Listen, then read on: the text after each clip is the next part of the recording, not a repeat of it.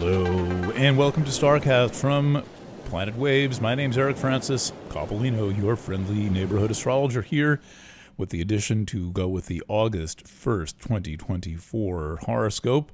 I have got some charts for you, little information, some ideas about Mercury retrograde occurring right around the same time as the new moon in Leo and other interesting events.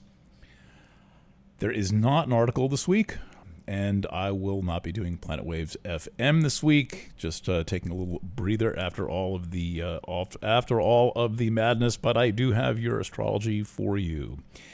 So let's just start with the planets at the moment. I am working on the evening of the 31st, and as of this moment, the moon is in late Gemini. And it is closing in on the new moon. So over, let's say, during the day, well, all day through, let's say, for example, Monday and Tuesday, the moon has been in Gemini, making contact with things in Gemini, Mars and Jupiter, and making squares to things like Saturn and Neptune. And I think the last time I did StarCast a week ago, the moon was conjunct Neptune. And it was a kind of a foggy edition of StarCast. Sometimes when the moon and Neptune are making a strong aspect, I feel like I've done like a couple of shots on an empty stomach, which I had not done. It's like I have trouble finding my words. But today the moon is applying to Neptune by a square, so it's 1 week later.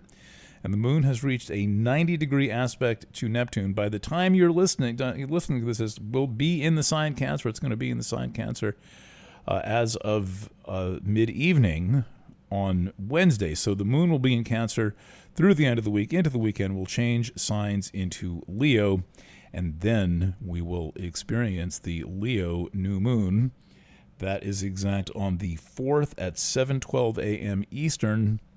The 4th is Sunday, so Sunday the 4th at 7:12:53 a.m. Eastern Daylight Time, the moon will form a conjunction with the sun at 13 degrees of Leo.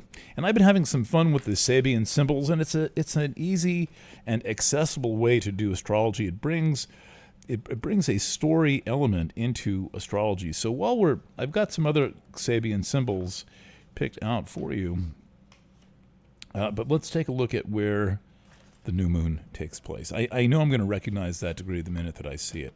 It is 12 degrees of Leo. My book is absolutely, my first edition hardcover is basically a stack of paper with some of the pages glued together. I've heard of this one. So the new moon takes place in degree 13, 1234, that's 13, an old sea captain rocking himself on the porch of his cottage. The quieted mind's recollection of crises and joys long past. So the Sabian symbols are a set of degree by degree, basically images and stories. There's no pictures of them. They're written in a book in text, channeled around, I think, 1920 by Elsie Wheeler with the Reverend Dr. Mark Edmund Jones, an astrologer, interesting guy, who recruited this clairvoyant named Elsie Wheeler, and they sat in a park in San Francisco with a stack of 360 index cards, and wrote each degree of the zodiac on each one, shuffle, so that the degrees came up in absolutely random order, and then he would draw randomly from the stack of 360 cards, and she would present him with an image that came to her mind.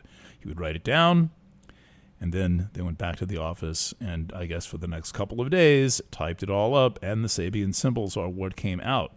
So, all these years later, a century later, we have a message from degree 13 of Leo about the old sea captain rocking himself on the porch of his cottage. So he's in this meditative state, reflecting on much that has happened in the past. Now, this is a wonderful thing. We should all take a little time to be like this retired sea captain who has been through all kinds of peril, and adventure, and think about what we've experienced. We do very little contemplating experience here in the 21st century. I don't know when we did more, but I seem to recall a lot more recollection, and it's worth it, whether it comes in the form of journaling, whether it comes in the form of just taking quiet time and actually thinking, considering, contemplating what you have been through in the past. Now retired, Dane Rudyard writes in his interpretation of the symbols, he may try to distill wisdom from his memory, his many experiences and victories over elemental forces. The swing of the child consciousness has now become a rocking chair from which one can contemplate the past as well as present scenes, gently moving as waves roll on the shore. Peace at last. Yeah, and he sums it up as quiet recollection. Well, so be it. The new moon is making aspects to, I'm way ahead on the horoscope, so I haven't seen this chart in quite a while. Like I haven't seen this chart in a month, but the new moon is talking to Mars and Jupiter in Leo. It's making in Gemini, it's making a sextile to those 60 degrees. That's like a sextile is like a nice conversation. And while that's happening, Venus is at the very tippy end of Leo in that degree that keeps coming up, the unsealed letter. The letter, imagine a letter left in a dresser drawer in an attic, and maybe you're browsing around the attic looking to buy a piece of furniture, and you open a drawer up in the attic, you pull the covering off, you open a drawer, and there's a letter in there. And the idea of the unsealed letter is that essentially the all letters are eventually unsealed. The truth will eventually be known. The truth about you will eventually be known. All right, so that's the new moon. And then and Venus, is making this long, tight, very, very stretched, tense aspect to Neptune. And so the question about the letter, the content of the letter, is to what extent is this really true? How much of it is imaginal? And how much of it is actually valid experience, and does it matter? And then Venus enters Virgo and makes a similar aspect to Pluto. So, by the way, while we're here, there's been this thing that's been in existence probably since around the 1930s or 1940s called the transiting yode. The transiting yode is Pluto and Neptune moving at about the same speed. And they therefore they're holding a 60-degree aspect almost all the time. It might be 59 degrees, it might be 61 degrees, but they're in a very close aspect. And then, therefore, anything that aspects one of them aspects the other.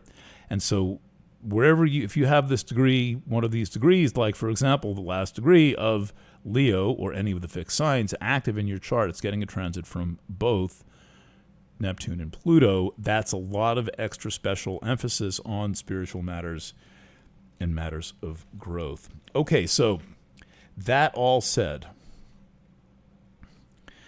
Mercury then stations retrograde the next day. The station retrograde of Mercury is, I've got a chart here somewhere. A lot of data goes into these presentations. It is crazy. It's like as much data as goes into any investigative report goes into preparing one of these starcasts. It's kind of funny, actually. People will think, well, it's just astrology. Yeah, you can say anything you want. So you can't really. So Mercury stations retrograde on the 5th, and the 5th of August is Monday, this coming Monday, so right after the weekend. So Sunday, new moon, Monday, the 5th, Mercury stations retrograde.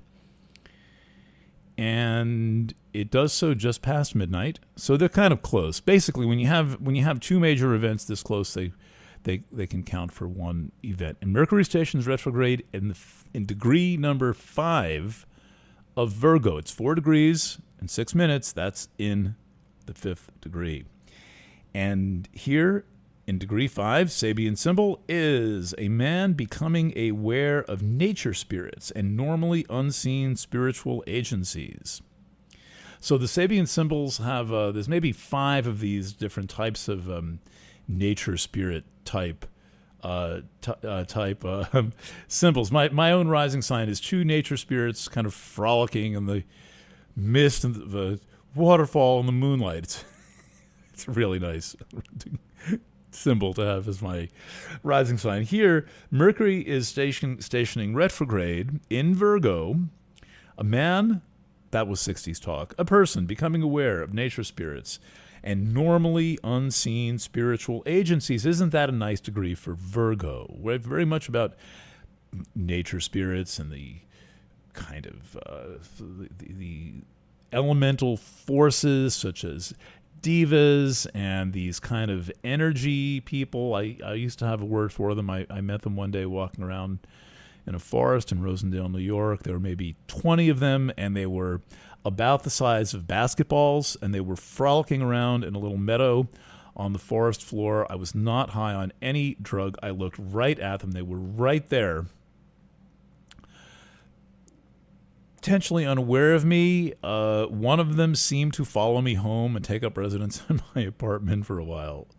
But there are all kinds of different energy beings that inhabit all of these different levels of energy, level, frequency, vibration levels of energy. So here, now it is, I think, maybe relevant that it is a man becoming aware of nature spirits and normally unseen spiritual agencies, because I think the way that female consciousness is oriented, it's a lot readier to bypass the rational, or at least it used to be, and instead of just saying, well, there's no such thing as a nature spirit, that's a silly thing, like you would think in this fictional version of male and female, a man might say,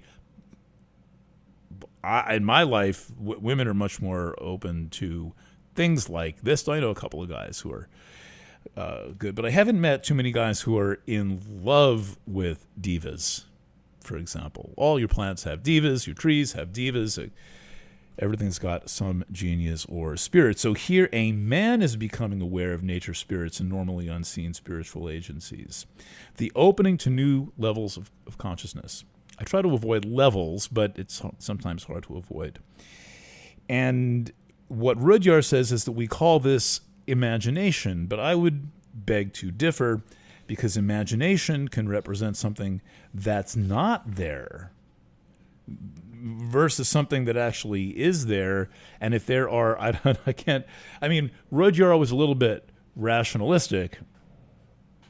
I could see him thinking, well, a nature spirit is merely a metaphor. There isn't actually such a thing as a nature spirit. So the man in this symbol is opening up. Okay, another may it be so. So Mercury then proceeds retrograde till August 28th. So basically, for practical purposes, August is Mercury retrograde. And there's a there's a kind of a shuffling of the deck, and then when Mercury stations direct on the 28th, quite a bit's happened. The Sun has entered Virgo, for example, and other things. Mercury stations direct in degree 22 of Leo. So the retrograde spans 2 signs, and I forgot to give my explanation of what Mercury retrograde is. I'll give that in a second. A carrier pigeon fulfilling its mission. Spirituality in terms of training for service to mankind. So it is an expression of practical spirituality. The bird is always a symbol of some spiritual concept, right? It flies, it moves through the air. My friend St. Francis was in love with birds above and beyond all creatures. He preached to the birds. I once preached a sermon to the cows. But Francis dug the birds. Okay, so these are wonderful expressions. It is not to say that there won't be some of the usual complications of Mercury retrograde, but the message of Mercury retrograde is you've really got to be mindful about what you're doing. You've got to pay attention. You've got to check things 2 or 3 times. Let someone check things. Don't rush. You don't make assumptions. And Mercury retrograde is a good training for the rest of the time when you may not think it's so important to be so attentive to detail, to be so aware of what you're doing and your movements and your timing. In any astrological weather, I have found that many people have a tendency to cut it close on arriving places on time. I would propose, just if I were offering general life coaching information, I would say overestimate the duration that it takes to get anywhere. Remember to factor in for all forms of things, parking, traffic jams, and so forth, and still plan to arrive everywhere you go 15 minutes early. This is important for a lot of reasons, but it's especially important with Mercury retrograde, and you can use the Mercury retrograde phase to get into good habits. So one of the things I've noticed just as a practical matter of Mercury stationing retrograde and direct is, and this is entirely a function of being an investigative reporter concurrently with being an astrologer. So I don't use astrology in all of my investigative reports, but I'm always watching the astrology. There are plenty of investigative reports I've done that didn't have a meek whiff of astrology in them, but there was a stack of 20 charts behind the story, and I'm watching everything go by. It is very handy. Then sometimes I write about it, I bring the charts in. But one thing I have noticed, tracking a lot of astrological factors against the movement of stories and developments of let's say, layers and layers of truth, is that the truth tends to come out around the time of Mercury station, either retrograde or direct. Can work in different ways at different times. The beginning of the retrograde, though, can be a little bit like pulling the bow back, and the station direct can be a little bit like pulling the bow, letting go of the bow, and it moves forward. So there's different kind of emphasis. But nonetheless, I've seen that both are associated with the process of getting to the truth. So if you like getting to the truth, Mercury retrograde is a useful thing to have. Now, next, while the Mercury retrograde is going on, in fact, on day 2 of this Mercury retrograde, there is a triple conjunction. I'm going to have to get the Sabian symbols out again, of Mercury retrograde, Venus in direct motion, and Virgo, trans-Pluto all in Virgo. Trans-Pluto is one of these weird planets without a body. Now, I usually talk about 8, Apollon, Admetos, Kronos, Hades. There is a 9th one totally unrelated to the other 8 from Uranian astrology. The 9th one is called trans-Pluto. From what I was able to ascertain from Lynn Coiner, trans-Pluto it's got about it takes 75 years to go through a sign. So that means it's going to take like 600 or 700 years to go around the zodiac. It's currently fairly newly in Virgo. It's only in degree 4 of Virgo. And my sense of trans-Pluto is it can represent a high level of focus, a narrow opening through which to view something, either representing specificity or representing kind of a narrow view. You've got to decide which one it is for you. So, for example, trans-Pluto's in Virgo. You will see me talking a lot about, for Pisces, for example, in the Pisces horoscope and Pisces readings, making sure that your relationships, 7th house, Virgo to Pisces, have specific purposes. You may have general purpose relationships, but I am suggesting that what this is relationships having specific points of focus, specific purposes. So, meanwhile, Mercury's retrograde, Venus slips from Leo into Virgo, and the two of them form a conjunction exactly conjunct trans Pluto. And this is another one of those impossible things. All three of them line up at 3 degrees and 44 minutes of Virgo. Now, it's hard to explain why this is just so wild to have 3 orbiting bodies basically moving randomly at different speeds, and in the case of Mercury, different directions, land in the same degree and minute of the zodiac. 3 degrees and 44 minutes. This is like, it's like having a roulette wheel with 23,000 slots on it. And you throw 3 marbles onto the roulette wheel and they all land in the same slot. Out of 23,000. It's nuts. It should not happen, but I'm looking right at it. So this is especially, this gains poignancy for its utter, ridiculous, extreme rarity. In its degree, Virgo 4. Anything above 301 is Virgo 4. Black and white children play together happily. The overcoming of sociocultural prejudices. Freedom from all the forms, biases, and idiosyncrasies of the particular culture and class in which one has been born and educated. Is consciousness truly on the path? The suspension of and the liberation from prejudices. The ideal universal brotherhood underlies all the great spiritual teachings, for they are all like the branches of the one tree, humanity, in its divine state. This does not mean there are no racial differences, but rather these differences have a functional value in terms of the whole organism, humanity, and the planet Earth. You know, for example, white people are excellent at playing golf. Black people are excellent at dancing.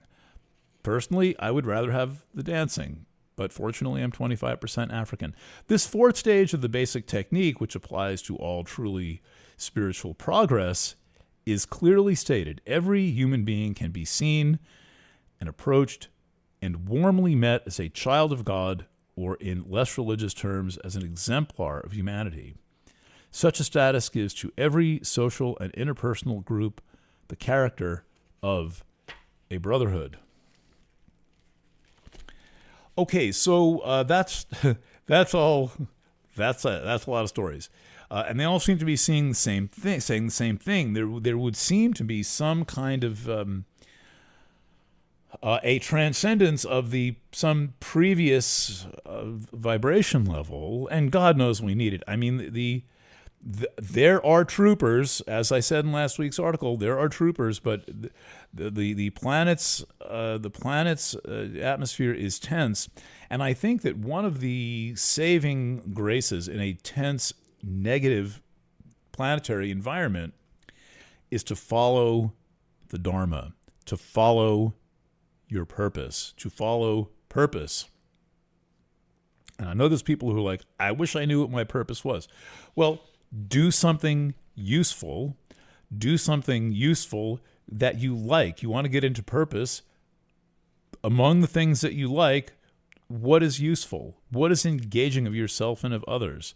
And you experiment, you play, and you realize, well, there's not really a right or wrong answer, but there is a valid experiment, and you can do it.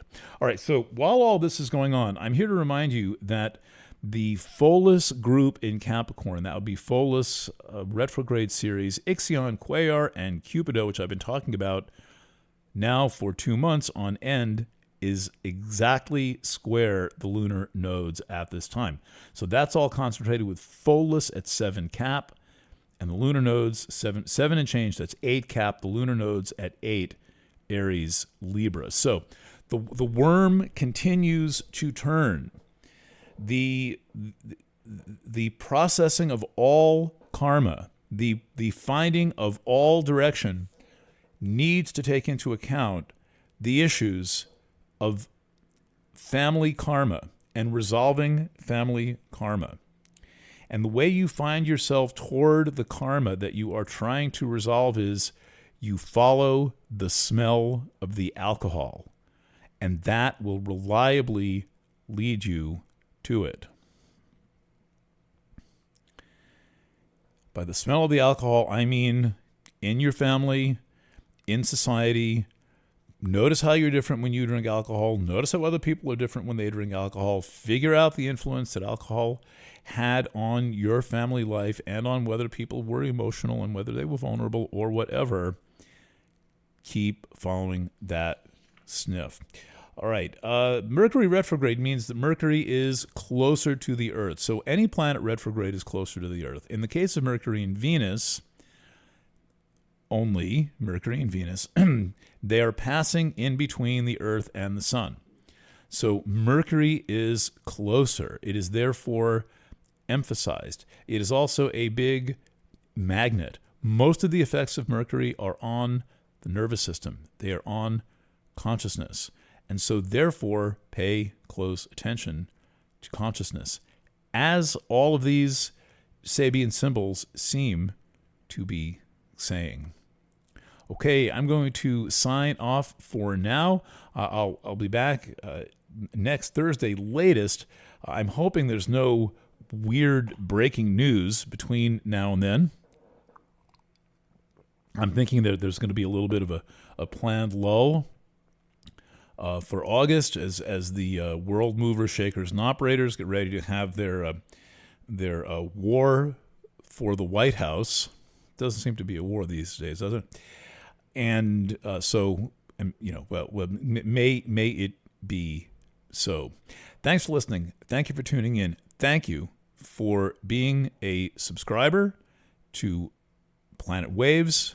If you are one, I know this podcast is available on some remote channels. Primarily, it is a privilege of subscription to Planet Waves. Those who make the whole service available to everyone else. Every word, every article, every horoscope, every photograph that I take, I thank my subscribers for making all of that possible, in addition to all the people who help out. Signing off from Kingston, New York at approximately sundown on 6:40 p.m. The illustrations in tonight's horoscope were all taken at the Ulster County Fair last night. The fair opened last night.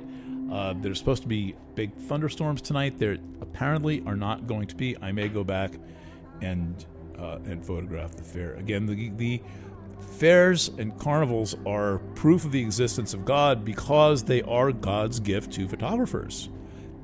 And that means that there must be a God. Lots of love, and bye for now.